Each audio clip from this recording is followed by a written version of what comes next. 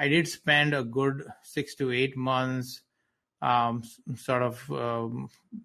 through this decision, spoke to many folks within academia, at Mount Sinai, elsewhere, many recognizable names in cardiology. I spoke to people who went off to industry and had come back to academia.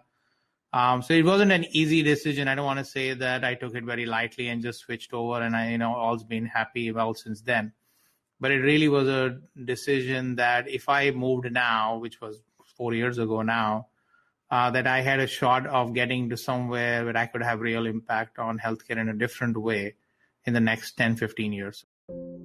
When saving lives is what you do, your standards are anything but standard. In fact, you set them higher than most to deliver results that patients can depend on. You refuse to compromise. We couldn't agree more. We are Edwards Life Sciences, and like you, we believe that good is never good enough. Rising to the challenge of today's TAVR patients isn't just a mission, it's a commitment. And because you set a higher standard, we set our sights on meeting you there. Welcome to the higher standard, your standard. Learn more at edwardstavr.com.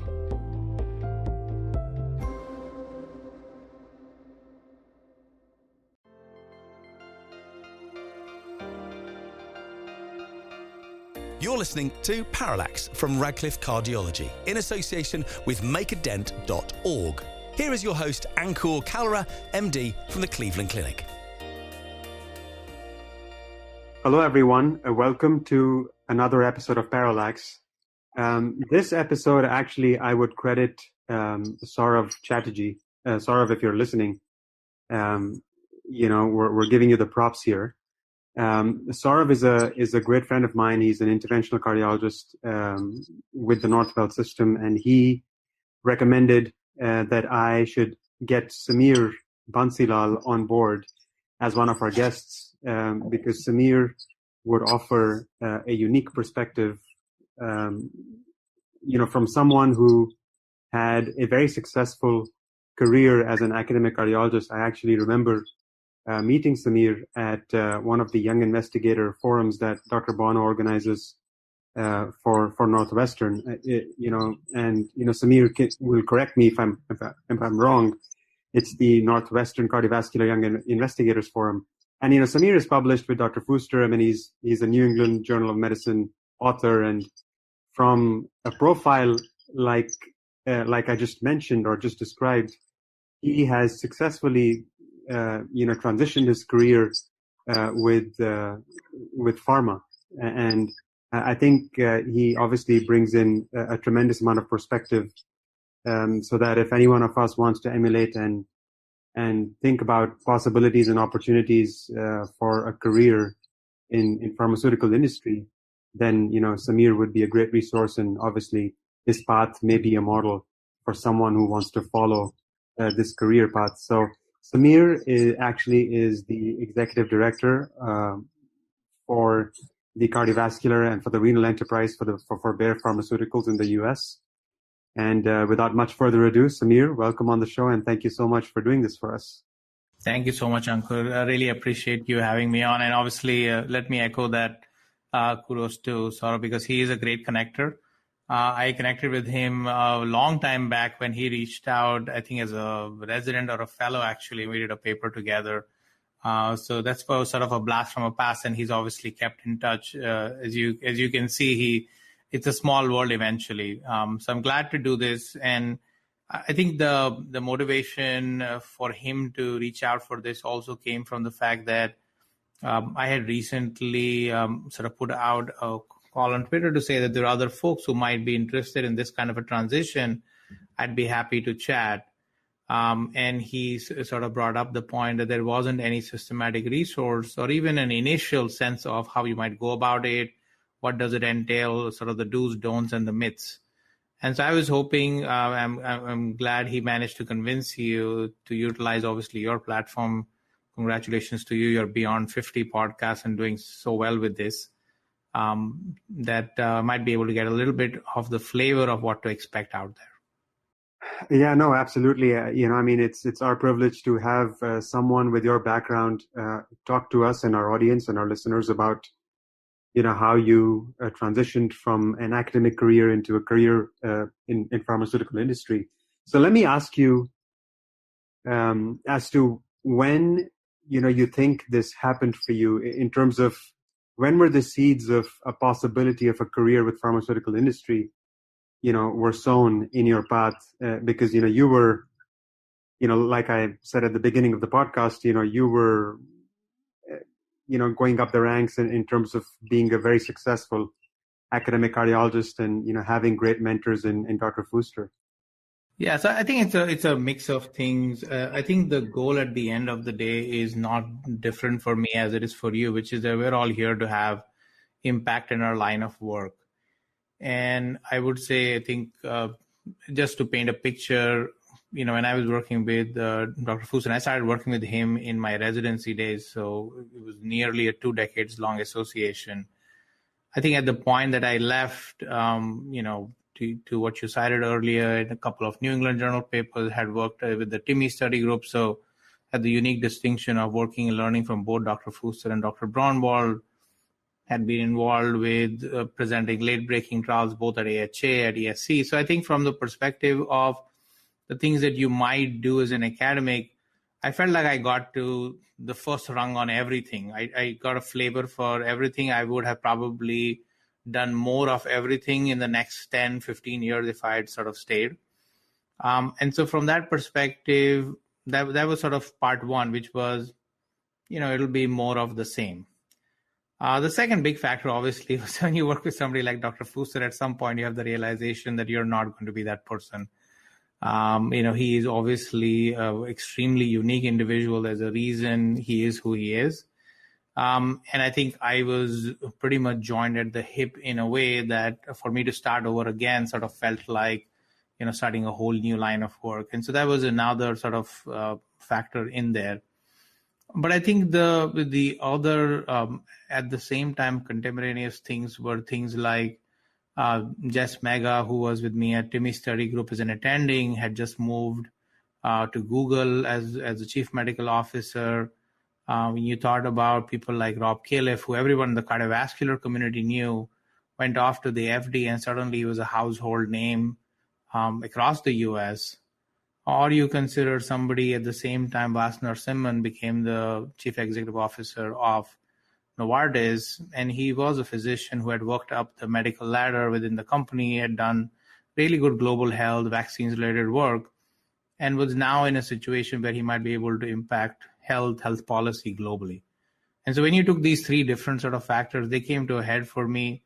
And the opportunity was really based on some of the clinical trial work I was doing. I was speaking for a couple of companies for either atherosclerosis, atherothrombosis, atrial fibrillation, diabetes, the areas of work that were my academic and research focus. That sort of lent to these opportunities. So it was sort of, maybe in some ways a perfect storm, you might want to call it. I did spend a good 6 to 8 months bearing through this decision, spoke to many folks within academia, at Mount Sinai, elsewhere, many recognizable names in cardiology. I spoke to people who went off to industry and had come back to academia. So it wasn't an easy decision. I don't want to say that I took it very lightly and just switched over and all's been happy well since then. But it really was a decision that if I moved now, which was 4 years ago now, that I had a shot of getting to somewhere where I could have real impact on healthcare in a different way in the next 10, 15 years. So, in my mind, I sort of painted a picture that I could be maybe a chief of cardiology in 10 to 15 years, or I could be somewhere in a pharmaceutical company where I might maybe have some impact on health policy globally. So that was the trade-off in my mind, and that's why I decided to make that leap. No, terrific answer. I mean, Sameer, it's, and, I couldn't agree with you more. I think anytime you make a decision where you sort of have not thought about a career path or a trajectory, growing up, through medical school, residency, fellowship, and then working with the stalwarts like you've worked with, like, Dr. Braunwald and Dr. Fuster. I mean, just world-class clinical investigators and trialists. And I mean, Dr. Fuster has so many hats. It's hard to describe him in one word or maybe in one sentence. But I think it's so. What I was saying was that anytime you want to transition to a path that you've not thought about, it calls for a lot of introspection and a lot of having those real, honest and deep conversations with yourself and also with your mentors. And thank you for describing how you went back and forth and how you really sort of had to maybe put in thought, if not put on paper, what your trajectory would look like.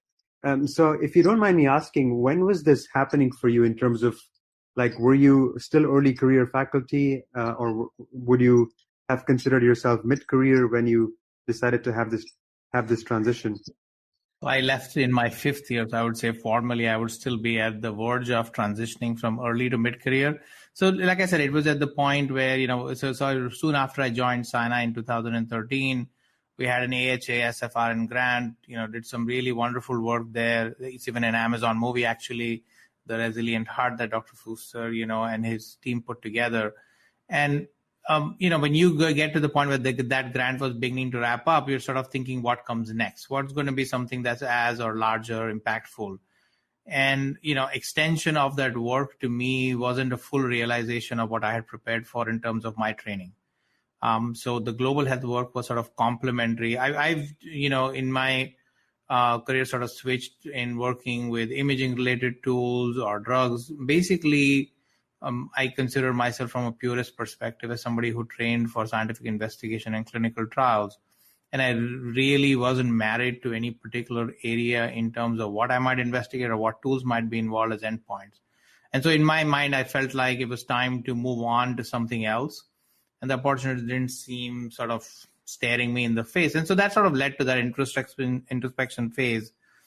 I think the hardest part in that was that maybe a year and a half or so before I left, I had this wonderful opportunity along with Jeff Mechanic, who was at that point the outgoing AAC president, to actually start a cardiometabolic clinic on, sounds cliche, close to Fifth Avenue on, Mount Sinai has a facility.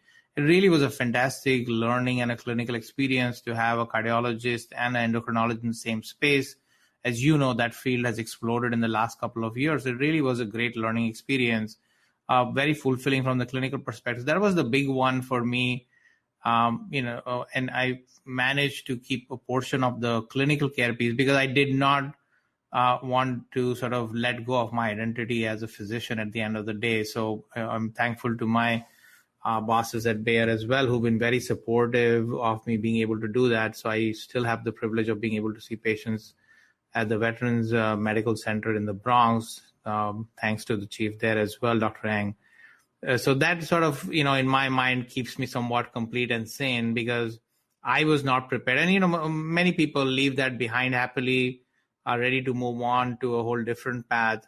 But that still feels important to me. So I've kept it. A lot of people do it. I know many of the folks on the West Coast, people who are in Boston, in the industry, or even in the financial healthcare space, actually do manage to keep some clinical time within the Harvard system or in the Stanford system. So there are ways. I think the reason I say this is that some people struggle with the idea of training as a physician their whole life and then leaving that behind.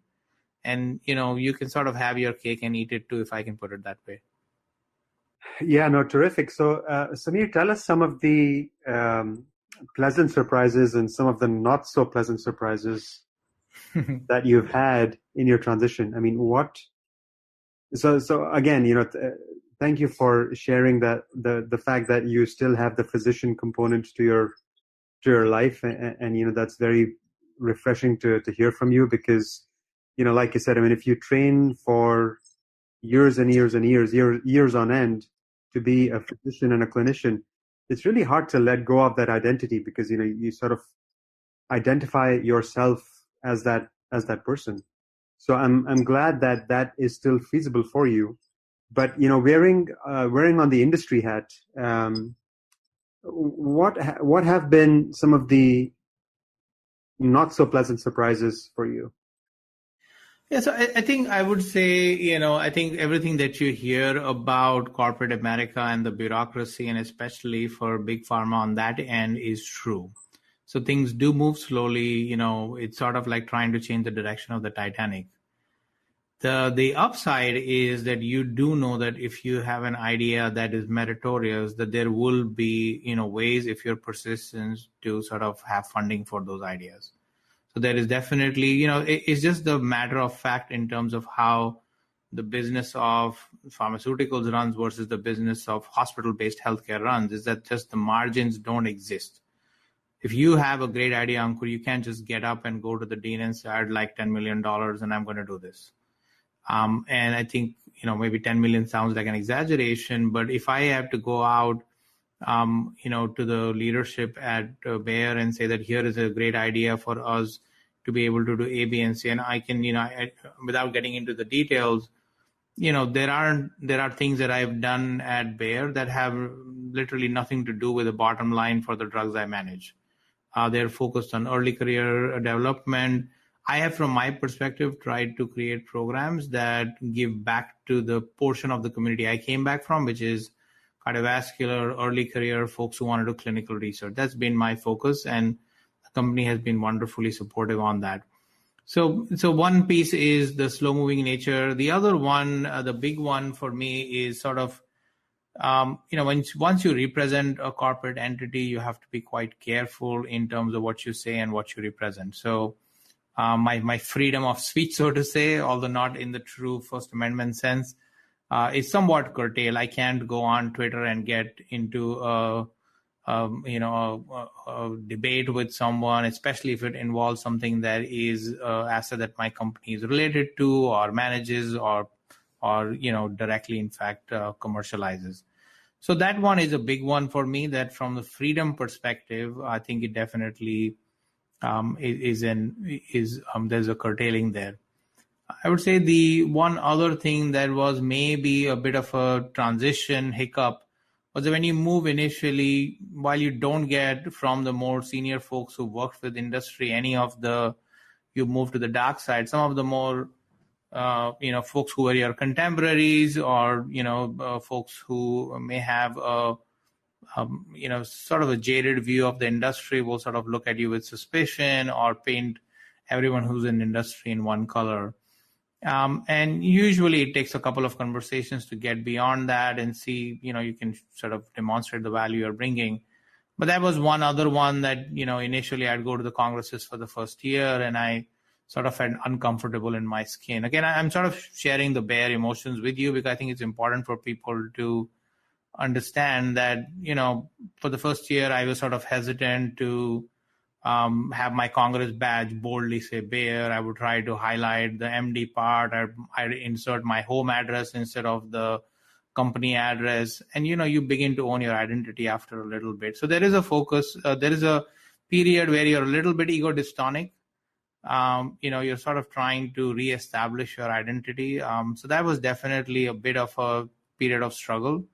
But I would say that probably didn't last more than 6 months. You sort of find your footing. And, to sort of answer the other part of your question, what has been fantastic is that I'm truly valued for the skill sets I have. I'm truly valued as a talent. I'm valued for my opinion. People come for my opinion on cardiovascular matters, will reach out. There's almost a scary sense of absoluteness in the advice that people will seek out from me. There are big decisions made based on advice I would provide. And so it's quite empowering from that perspective. I feel like also I'm reading much more of medicine. I would say as a cardiologist who was in the lipid AFib space, maybe I wasn't necessarily bothered with CAR-T or Keytruda or, what's going on with other fields. But once you're sort of a bit of a generalist on the pharma end, there's an obligation to sort of make sure that you are well read. So, these are some of the ones that I think stand out in my mind. Terrific. And, thank you so much for sharing those bare emotions. I think each time you are, and I really liked the word, I'm sort of going to imbibe that in my vocabulary as well. You used a very, I think, telling word, at least for me, was ego dystonic. And, that sort of really paints the picture beautifully as to what you were going through in person when you were trying to find a new identity for yourself. And, it's only natural that, you would take a certain amount of time and, just to get comfortable with the new waters that you've found yourself in. So, no, thank you so much again for going over those raw emotions with us. And it's interesting to me that you mentioned that you've started to read more. I mean, I think the one person that comes to mind when you made that statement is Dr. Eric Topol. And I mean, he just the way he reads, I mean, it just comes across as a voracious reader of literature, not only from a cardiovascular medicine standpoint, but in just like he reads Nature, he reads Cell, he reads the New York Times, he reads Annals of Internal Medicine. He reads a lot. It just seems like just if anyone is following his Twitter feed, I actually, it's amazing the amount of literature that he shares, and it's beautifully highlighted, and he's trying to make a point when he's sharing those images with us. Has that changed your perspective for cardiovascular medicine, the amount of reading that you do from with regard to like maybe drug development or conceptually from other fields? Yeah, no, absolutely. I mean, you learn a lot. And I think, to what you highlighted about Dr. Topol, and again, he's a classic demonstration of why reading is so important. I mean, if you can learn to learn, he's reinvented himself in a field that, no one would consider particularly adjacent. He's sort of the original father, along with Dr. Braunwald, Salim Yusuf, and the folks from Oxford of the clinical trials world, as you recollect probably. And he's reinvented himself in a completely different space. So absolutely, I think the reading part is very helpful. And especially, again, to what he does, and, I find myself doing much more than when I did as a physician, is that I find myself reading books about leadership and also books about, aspects of business, aspects of negotiation. And that all begins to weave into your personality as to how you function, not only as a physician in the few hours I have, but generally as a person. You sort of broaden your horizons. I wouldn't find myself particularly citing Ray Dalio or, Marcus Aurelius a few years back. That would not be me. But at this point now, part of it is just sort of fitting in from the corporate America lingo perspective, but it does enrich you in a very unique way. So all of that has sort of come together. And I think that reading does change you as a person. I'd like to believe makes you more interesting. I'm sure there are other people who were doing some of these readings, even in the course of their clinical practice. But for me, this was a whole new world. I was doing it maybe on and off, here or there, maybe read a book that was not medicine related or beyond the New England Journal or Lancet. But now I find that sort of woven into the fiber of who I am and what I tend to look at. Yeah, Sameer, so excellent points. First off, before I get to my next question, you mentioned Marcus Aurelius, and, I don't know if our audience or our listeners would be aware of Marcus Aurelius, but I'm assuming, and you correct me if I'm wrong, but is this from Ryan Holiday's The Obstacle is the Way? So it started from there, and then there is a smaller, it's almost a little handbook, Marcus Aurelius Meditations. It's a little purple-colored book. It probably costs a couple of dollars. It's just one of those things. It's it's a quick read, but it has some things that will resonate with people. And again, I feel like these kind of books, whether it's Marcus Aurelius, or whether at the end of the day, and I know this will resonate with you, it's Bhagavad Gita. I think in my personal book, these things call out to you when it's time for you to get to them. It's sort of like Vaishno Devi. I think you get the reference, Ankur. Is that when it's time for you to sort of imbibe this into your personality and your life, these books and these things will find you. So I'd like to believe that as much as I sought them out, they sought me out as well. And so, it is a philosophical sort of murings. The Marcus Aurelius experience is sort of, in some ways, the parallel of the Buddha story, where it's an emperor who sort of has a philosophical bent. So I think these are things that, again, I feel it sort of enriches you as a person as you go along. Oh yeah, no, I couldn't agree with you more. That what you seek is seeking you completely, and you couldn't have said it better. For the listeners who do not know about Vaishno Devi. Vaishno Devi is a pilgrimage in the northern part of India, and a place where I actually have frequently visited, and plan to visit in the near future whenever I go back to India again. But the idea is that Vaishno Devi will call you when it's time for you to go there. I think a similar analogy is that these books and these readings will find you when you need them the most. So, and I from a philosophical perspective, I couldn't agree with you more, Sameer. I'm 100% on board with that philosophy. And then my follow-up question, just to mention, when you brought up reading, I was thinking, how do you decide? Well, first off, is there a dedicated amount of time that you would spend on a daily basis reading? And if there is, then is there a dedicated space where you read? And do you decide what percentage of your reading will be, Marcus Aurelius kind of reading or reading journal articles? So I don't want to give the false impression that I do this all the time. I wish I was better with the habit. But typically, I'm a fast reader. So these are in bursts. I did have a habit when it was in, this is a year where my company and my franchise has a couple of drug launches. So it's a little bit different. And the COVID sort of working hours are quite fluid at this point.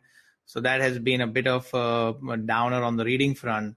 But typically, I do alternate my reading between fiction and nonfiction. I will mix up Hitchhiker's Guide to the Galaxy with Ryan Holiday, and just so that I keep the reading habit up. And that's true for pretty much everyone in our family, whether it's my wife or my kids, is that I feel like if I try to stick to one genre beyond a certain point, I feel like I'm reaching a plateau.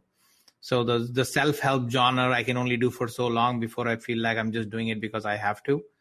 And so I tend to mix it up. I would say on an average, if I had to call it a habit, which unfortunately it isn't, it's more of bursts. It's important to me. There's a good word that I learned through Tim Ferriss, who I follow on his podcast.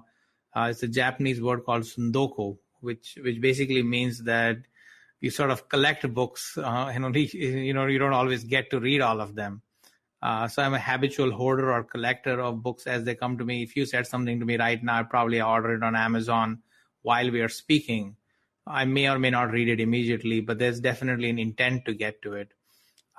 So those are the kinds of books. I mean, for the academic stuff or the New England Journals and Lancets, that's just a general habit. I spend maybe half an hour or so each day trying to make sure that I'll have one article that I'll read in a deep fashion, and then the others I'll browse through. But the rest of it is sort of cyclical between fiction and nonfiction. Great. And then you also mentioned about learning to learn. How do you do that? How did you do that? Is that a fair question? I mean, I know there are several like learning techniques, but how do you do, like, what are the practical tips for our listeners to follow that habit? I would say for me, the largest one is sort of spreading the breadth of what you read. And,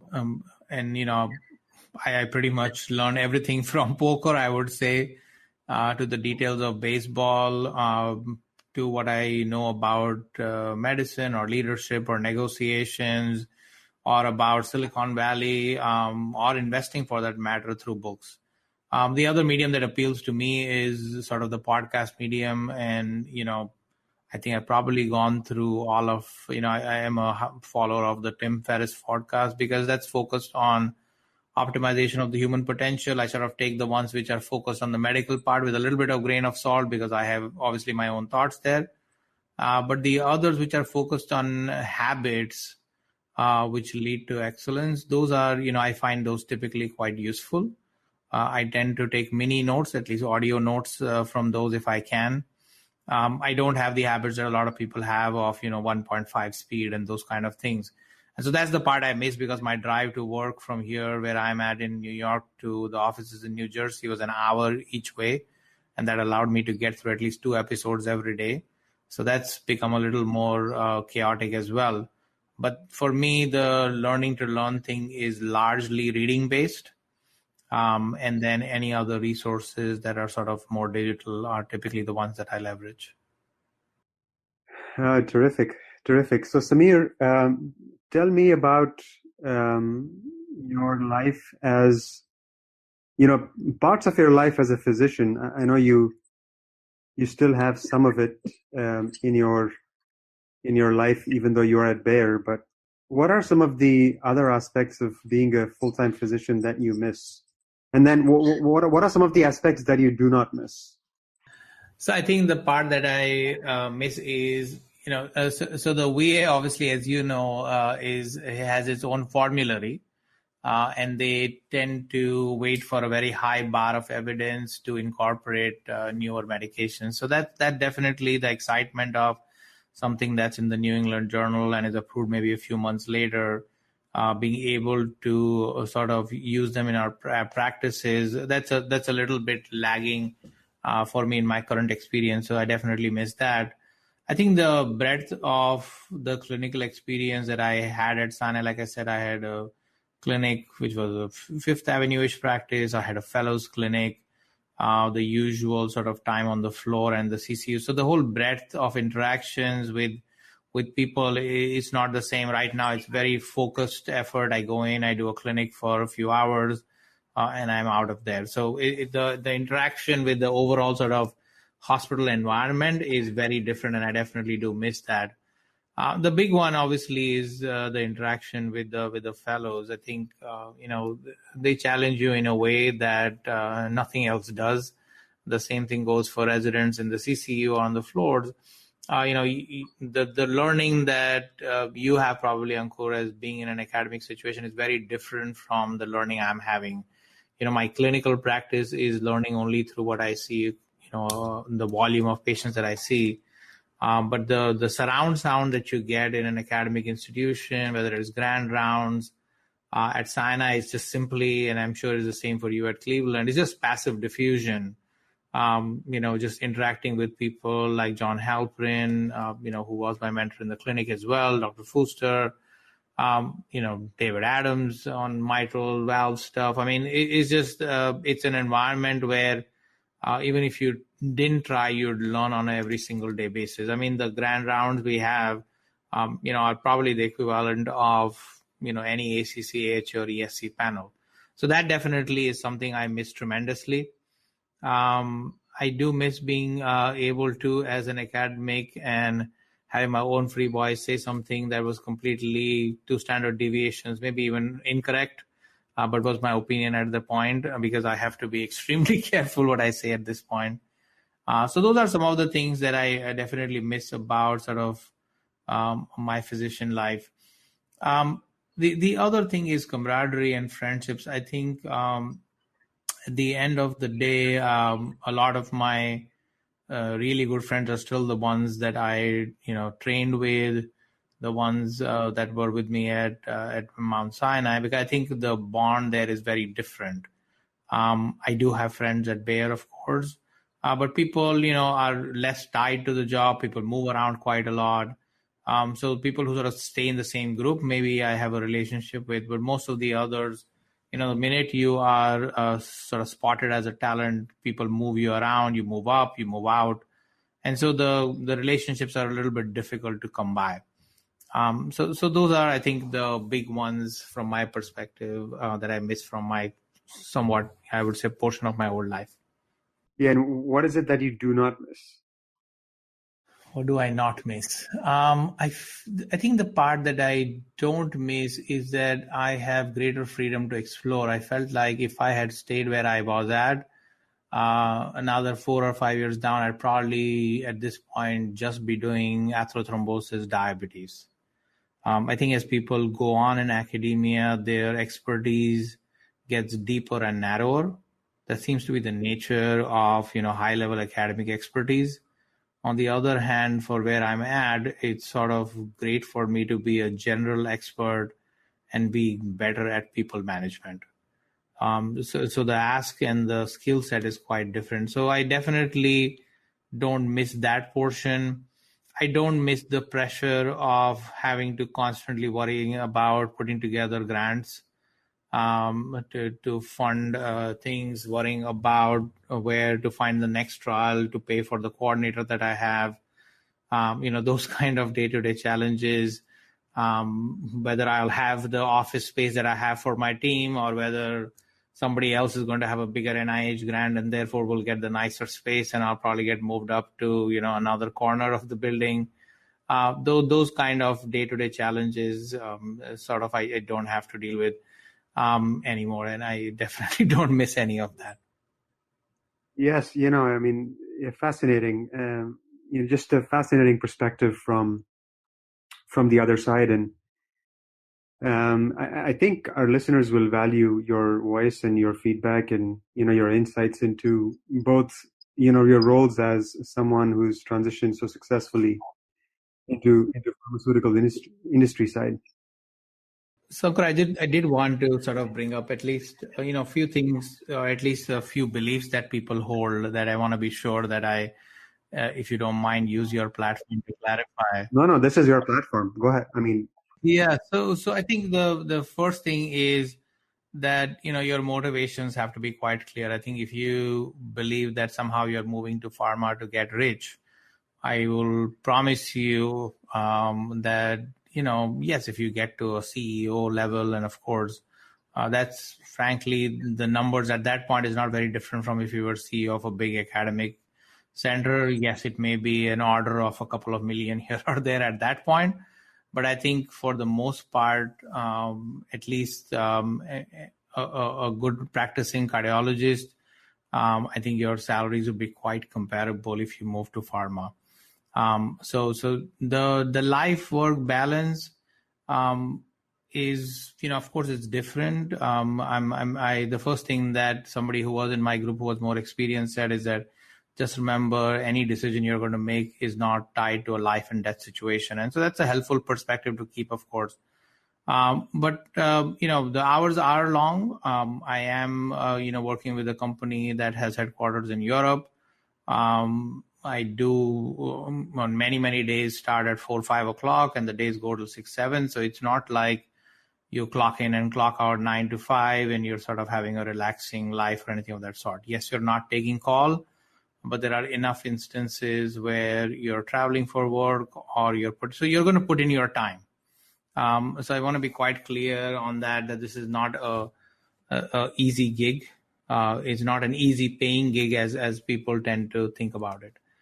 The other one I think that's important is that, yes, you are tied to the stock for your incentive, but I want to say, and this is, I think generally true for pharma now, and you can look around whether it is Jay Bradner at Novartis or Mark Semigram moved to MyoKardia. There are a lot of people. Laura Mauri moved to Medtronic.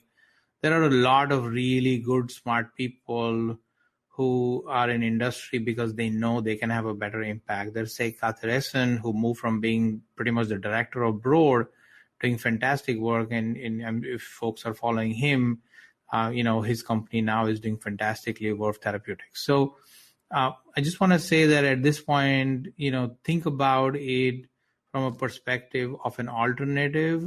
If it is the right one for you, think hard about what you want to make out of it. This is no longer the I don't want to be a clinician or I want to get out of practice of medicine and this is going to be my way out. It's no longer really the dark side. The reality of academic enterprise today is as well that if you can work in partnerships, whether it is NIH, across the pond industry, you're going to be much better off in that fashion. So I think these are some basic ones that I wanted to get out in terms of how people think about moving to pharma. It is a business. We're not here to scam people, but it is a business. And so, people definitely view how things are priced and how they think about opportunities differently than we do in academic or in clinical practice. Just a few words about, how you might begin to think about this. I just want to clarify the first place that would be reasonable ones for physicians to look for is opportunities in either clinical development or medical affairs, or pharmacovigilance that's related to safety. Those are the three major avenues, just so that for folks who want to think about it, maybe explore those initial opportunities. Clinical development is typically the equivalent of being the PI of a clinical trial. You're involved in protocol writing and sort of the real science from that perspective. And there are early stage, preclinical, basic science, translational, late clinical trial positions, in that space. There's medical affairs, which is where I'm at, which is sort of the translationalists. We work pretty much to interpret the clinical trials for clinical practice and, all those kind of tasks. So sort of bridge the gap between the bench scientists and the clinical trialists and the folks who sort of do the marketing and the commercial activities. And then the pharmacovigilance folks are folks who are keeping sort of the safety check in place, are responsible for programs that are related to the safety of the drug in the market. So these are sort of just to quickly get paint a picture for you. If you were considering this career, this should not at this point be something that's necessarily just a fallback exit route. There are some really, really smart people who have moved in the last decade or so. And so the face of physicians in pharma has changed to where this is an active career choice rather than exit route. And that's the same for folks who are moving to technology-based healthcare companies or life sciences investing. There are some really smart people who made that choice because, again, at the end of the day, whether you're Amy Abernathy, Jess Mega, Maulik Mazumdar has moved to Amazon and now to Bioformis. These are all people who are making choices because they want to do the same things that you're doing, Ankur, which is have an impact on healthcare. Yeah, no, terrific. And, I recognize those names, certainly Laura Mauri, who has been a guest on Parallax and, but some of the other names that you've mentioned, Amy Abernathy and, Jessica Mega, and then, Maulik Majumdar, you mentioned, one another name that I would bring up who has made a recent transition to industry is Jeff Popma. He's now the chief medical officer at Medtronic. You're right. Some, just incredible, clinician, physician scientists who've had very successful academic careers at the ivory towers have sort of moved to industry and are thriving, are doing, really well, like yourself. Just incredible perspective. And thanks again, Sameer, for sharing this with us. Do you have any closing remarks for people in early career, mid-career? You sort of were at the cusp of early to mid-career, which is where I think I'll be next year. I'll be into my 5th year. I've completed my 4 years. So I'm still, I think, technically early career. Some say early career is 7 years. These are all arbitrary definitions, but I think part of this is inner calling, but what I was trying to get at was, when do you think people should make that think about that or make that transition? No, I think that's a great question. I'll give you my perspective. My perspective is that you either do it when you're early career or then you do it when you are at the stage of Laura Mauri or Jess or, Amy Abernathy. Right? I think if you do it somewhere in the middle, you're likely to be much more disillusioned because I'll just say based on my knowledge of the hierarchy within pharma, you're going to probably end up making a lateral or downward move. And you're also going to be from an age and stage perspective in a situation where the runway for you to get to the top jobs is going to be quite short. So, if you look at Vas, who is even a, breakout success, Even for somebody like him with a McKinsey background, it's a 10-year journey to the top job at Novartis. And clearly, that's a unique breakaway success story. Most people who are truly in the position of having impact, they've spent 15 plus years on the industry side before they'll be in that situation. Or you can do, like I said, when you are at somebody like Sek, who can move over to sort of co-found a company and those kind of things. So to me, I think, this is a move that should be either relatively early, or then when you're well established and you can move in to be a head of drug discovery, you can be a head of, or a CMO level kind of a person, whether it's what you just shared about Jeff Popma as an example, or the level at which Laura came in. Those would be, Jeff, Laura are professors at Harvard, right?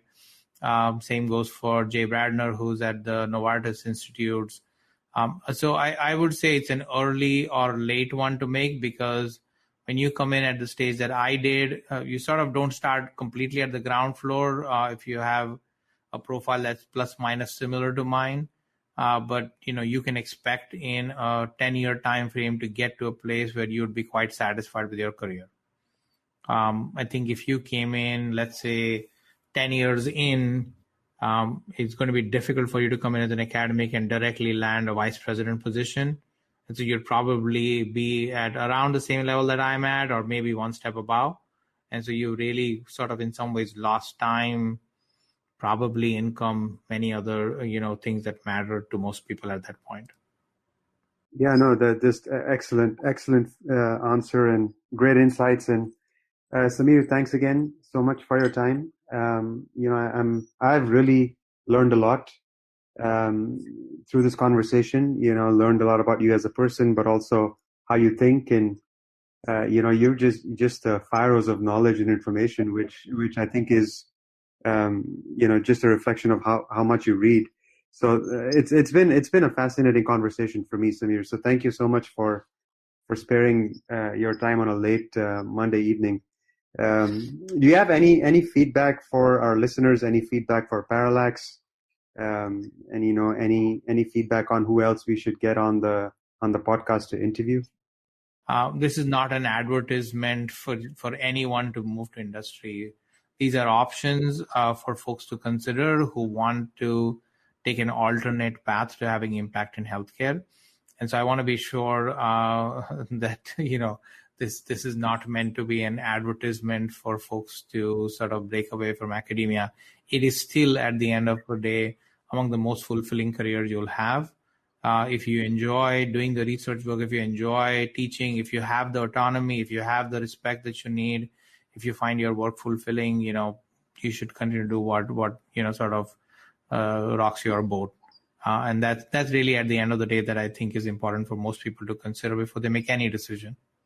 Yeah, no, I couldn't agree more. Sameer, thank you so much for this, and please share it with your networks, and please share the feedback with me. Thanks again.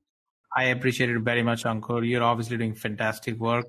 I think you're the equivalent of well beyond mid-career for the amount of work you've done, not only here, but also in India. So kudos to you and to obviously the podcast that's doing so well.